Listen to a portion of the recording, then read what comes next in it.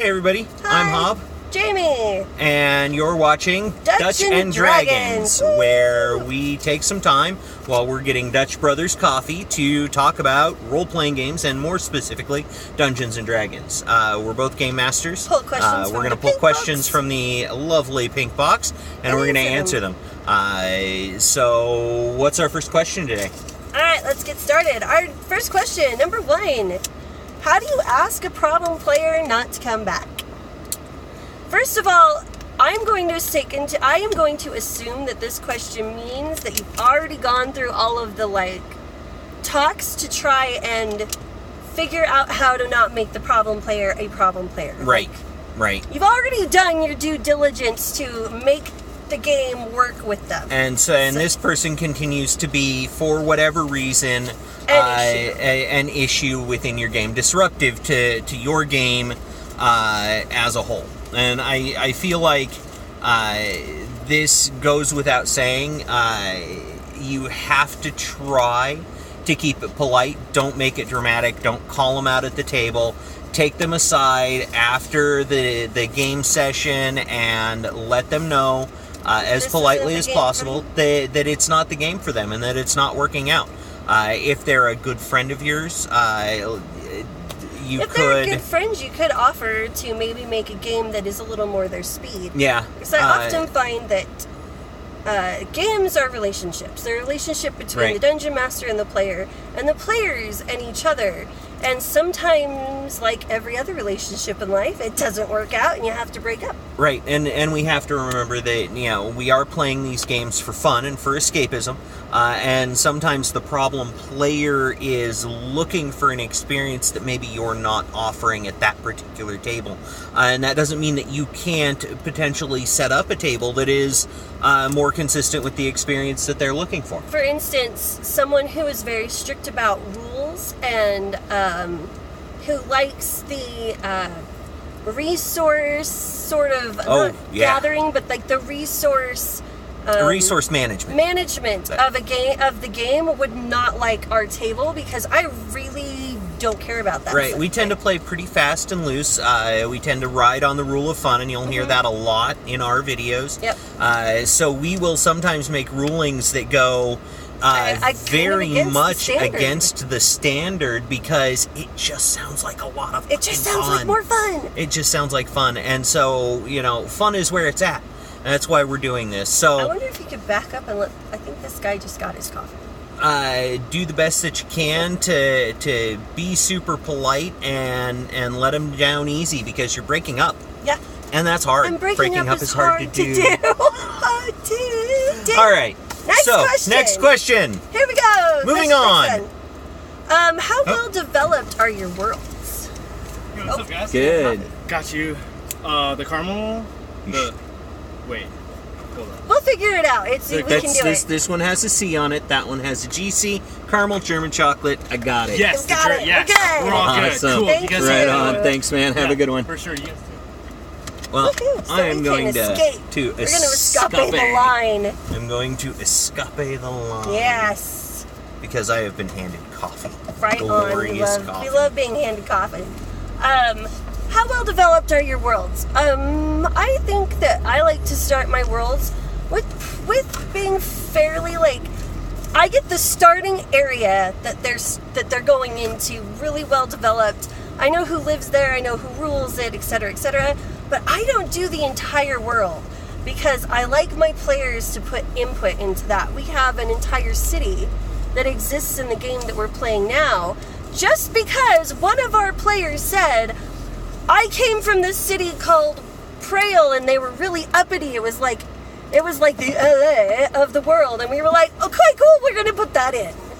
So, I will generally flesh out 2 or 3 major areas. I try not to get too crazy, partially for the same reason that you do, which is I like for the players to have some input, but also because sometimes you can get bogged down in world creation, and sometimes you fill the world with too many stories. And then so you're trying to... We did that once. We did that once. And so then you're trying to cram your players, your player characters, into the box of a story that you really want to tell. And Dungeons and Dragons and role-playing games in general are very much a collaborative storytelling experience that is much more like being an improv play than it is about being the architect of a fantastic story. Yeah. You're not writing a book, you're collaboratively telling stories together. And the characters that are a part of that story are just as, if not more important than the story that you want to tell. I feel like you can overdevelop a world to the point where it becomes detrimental to your game. I agree. And Forgotten Realms. I love the Forgotten Realms setting. It's so rich. It's full of so much information and so many great stories and so much history. But there's so much, it's very, very hard to put anything else in the Forgotten Realms. And Wizards of the Coast is doing a fantastic job of it, of adding content to that world. But the canon content, it feels crowded now. Yeah. It feels very crowded. It doesn't feel like there's anything left to explore except what they give us. And so homebrew is the way that we decided to go. Maybe that's something that you enjoy. Like, maybe that's legitimately something that you like. But if you are into building worlds, then that's going to feel a little crowded. That's going to feel a little crowded. It's going to make it very hard for you to put your own content and your own stories into that world. So I like to have a world that is... that has some development. A lot of times I will produce a map and I might populate it with cities, but a lot of times it's sort of kind of on the fly, and I'm making it up as I go along. Or letting them make it up as they go along. Or letting the players make it up as they go along. Depending on what their backstories are and what their backgrounds produce. Their content gets added to the story. It all becomes a part of the world. I feel like this one should have been like a one, like the first one I pulled out, because we could talk forever on this. So, how important is Session 0 and what should it include? Oh, boy. I know, that's a doozy. Like, I think we all strive, Dungeon Masters all strive for what we call like this and then this thing called the perfect Session 0. I don't think I've ever had a perfect Session 0. I have, since I started game mastering, what has it been, 3 years ago now?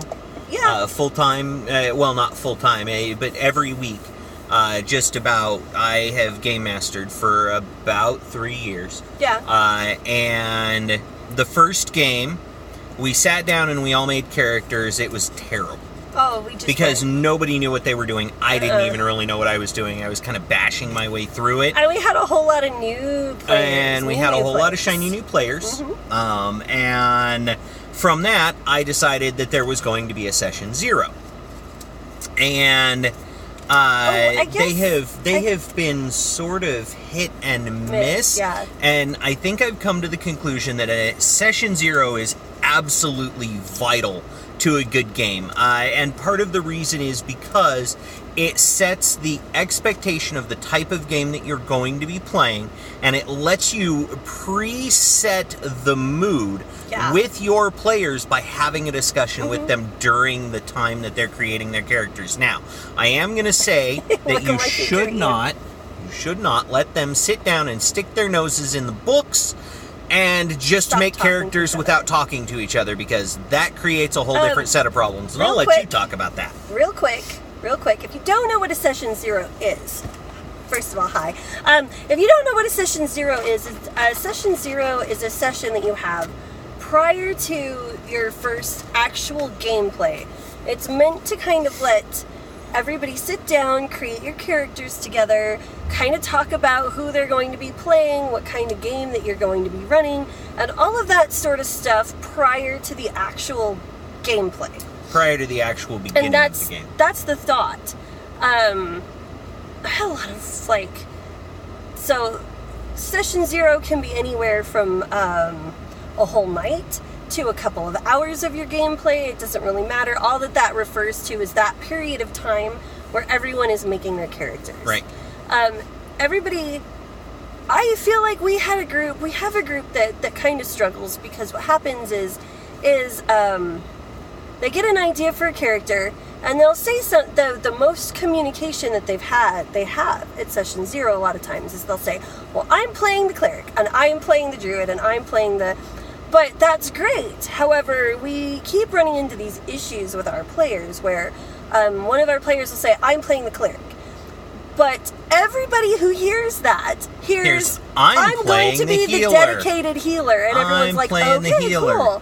And then when we started gameplay, it turns out that was not what the player had in mind. They were not playing a healing-centered cleric. And he kept going, well, I'm not that kind of cleric, which left the party without a dedicated healer. And almost resulted in death several times. Like a total party wipe, like right out the gate. Yeah. It was a mistake that we've made to just let them sort of like pick characters, bury themselves in the books, and go. Yeah. Like a bajillion times. So, and it seems like it happens every time.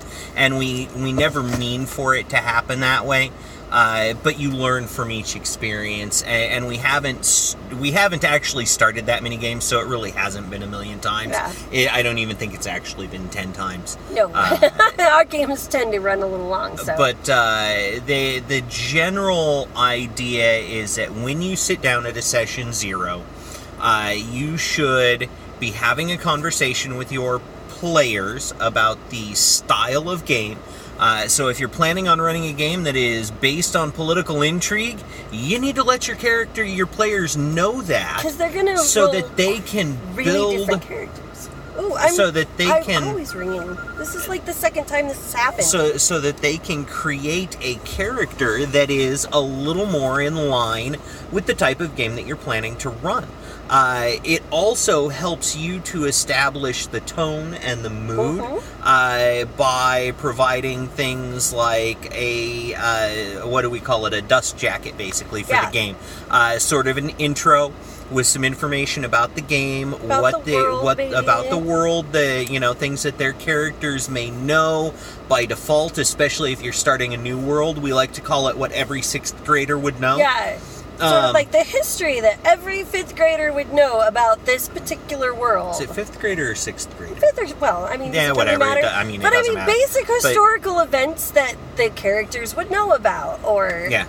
So the idea is that you're providing your players with information. It also gives you an opportunity to have a discussion with them. So when somebody goes, I'm playing a cleric, you can go, okay, stop the discussion there and ask what kind of cleric.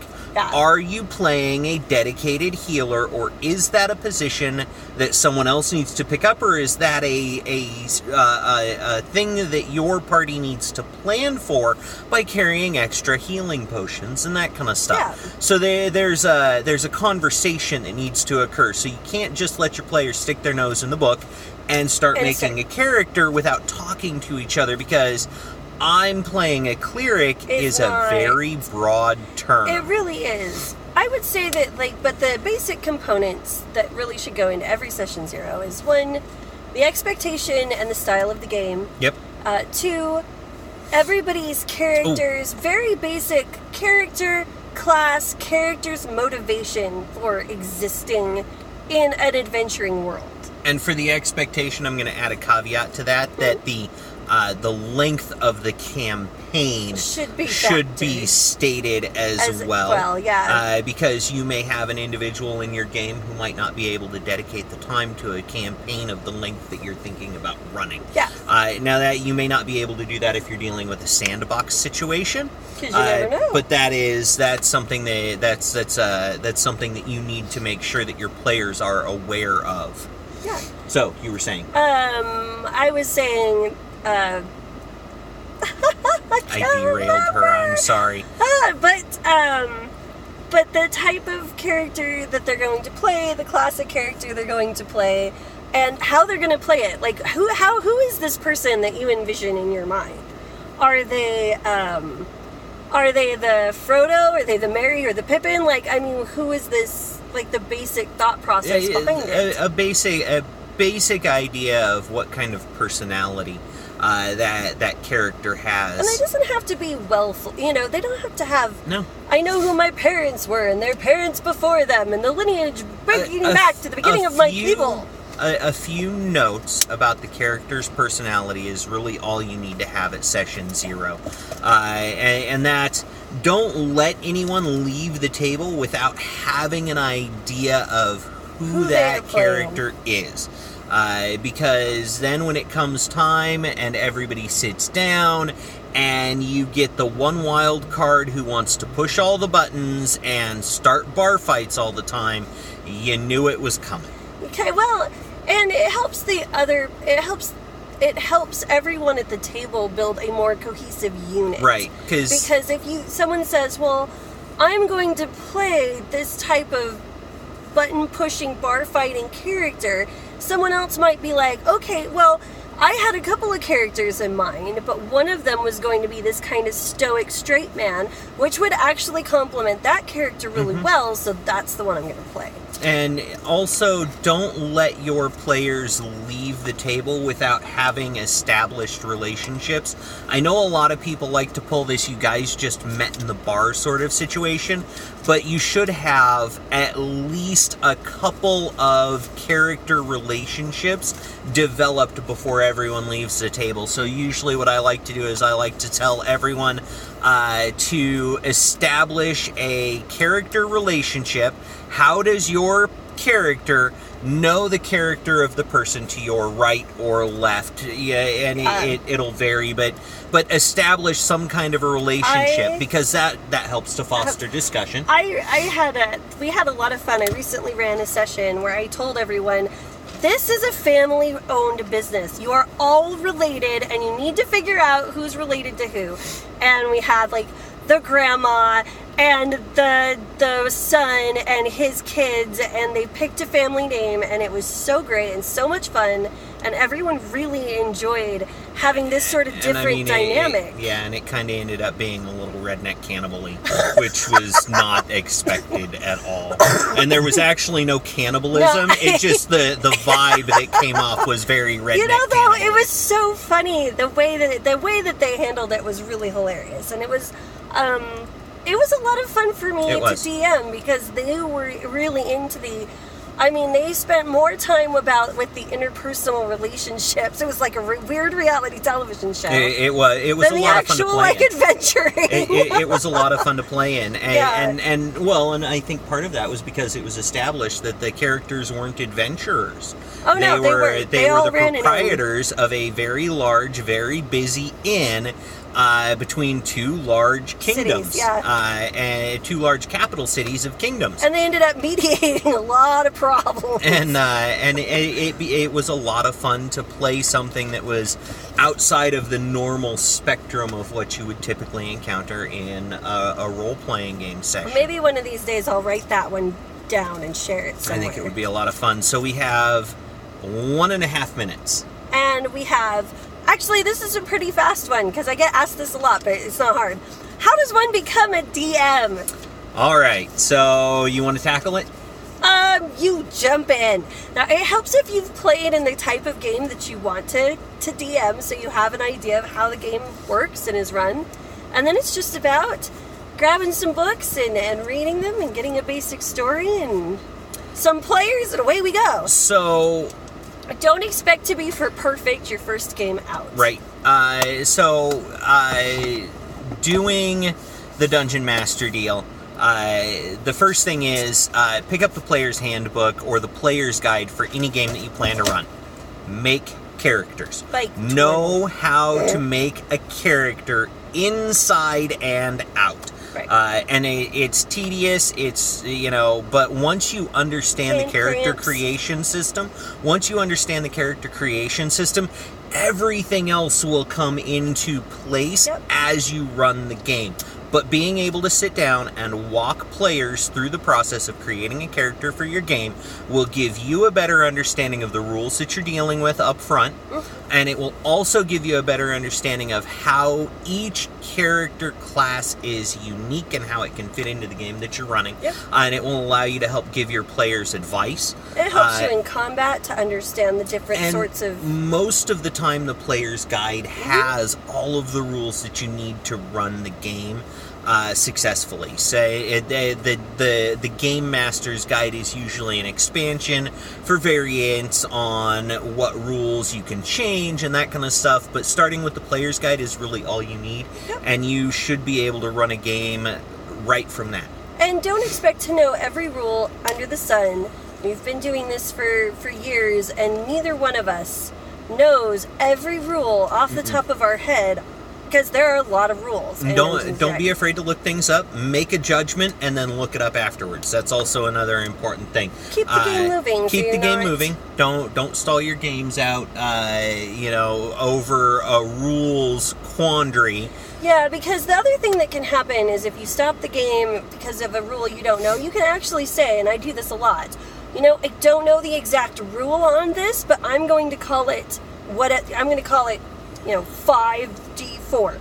And that's what we're going to run with, and I'll look it up later. Right. Because the other thing that can happen is if you let a player kind of be like your rules guru, they can inadvertently sort of take over the game, and that's not a good thing. Right. To let your game out of your control. You don't want to stall or stymie the game for the purposes of looking up a rule. It breaks immersion. It can kill the flow, especially in the middle of combat or a really intense encounter.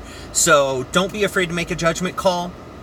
Do what makes sense. Go with the rule of fun and look it up later. And if you decide that you really want to use the rule the way you ruled on it, write it down, make it a house rule, be consistent. Yeah.